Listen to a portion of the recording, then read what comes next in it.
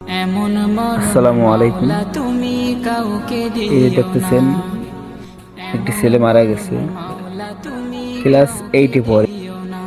তার বাপ কিছুদিন আগে বাইরে গেছে।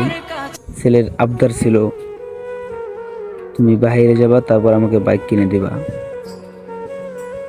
বাবাও সেই আবদার পূরণ করছে, কিন্তু আবদার পূরণ করার পর ছেলে আর দুনিয়ার ভিতরে থাকতে পারলো না।